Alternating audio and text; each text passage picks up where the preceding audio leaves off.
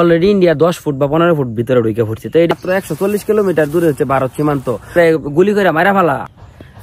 আসলাম গোলাঘাট, আয়া ভর্তি হালুয়াঘাট, বাংলাদেশের সর্ববৃহত্তম জেলা ময়মনসিংহ জেলার আমার বাড়ি থেকে প্রায় বেশি দূরে না, মাত্র 140 কিলোমিটার দূরে হচ্ছে ভারত সীমান্ত।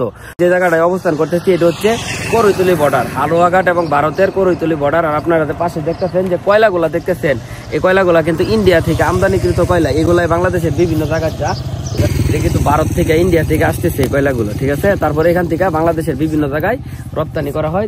বাংলাদেশের বৃহত্তর ময়মনসিংহ জেলার সর্ব উত্তরে অবস্থিত হালুয়াঘাট উপজেলা, যার উত্তরে অবস্থিত ভারতের মেঘালয় রাজ্য এবং দক্ষিণ পূর্ব পশ্চিমে অবস্থিত বাংলাদেশের ভূখণ্ড।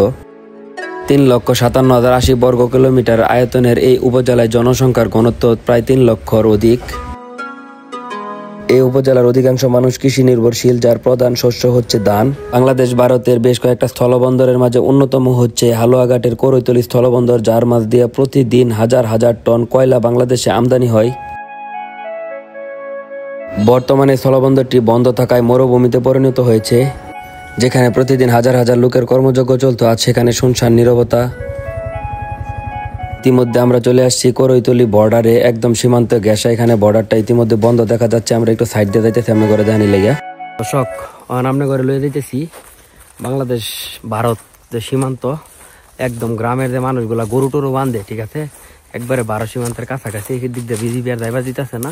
এই যে আমার লগে আমার বাইকটা আছে, একটু আমাদের করে আমরা ঘরে দেখাই। এটা হচ্ছে করৈতলি সীমান্ত দিয়ে ঢুকতেছি। হ্যাঁ, দেখা যাক কোন পর্যন্ত যাইতারি।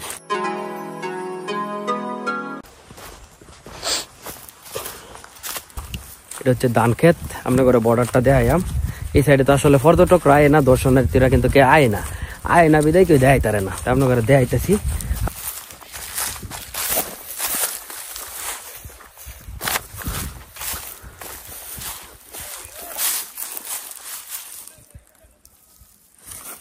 যাওয়া যাবে না পর্যন্ত।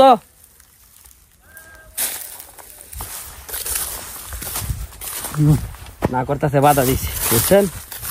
এই পর্যন্ত গেছিলাম ক্যামেরা নিয়ে, এটাও বাধা দিছি। বাধা দিছি তার জান দিত না। আপনাদেরকে দেখা এখান থেকেই গুলি টুলি করতে পারে।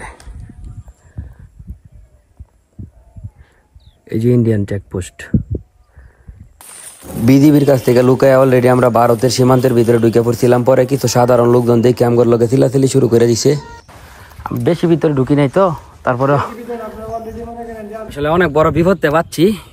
মানে সীমান্ত রক্ষী যারা আছে তাদের কথাটা শোনা উচিত, যেহেতু আমার এই বর্ডারের যে গার্ডেরা তারা এখান থেকে মানে না করছিল যাওয়ার জন্য।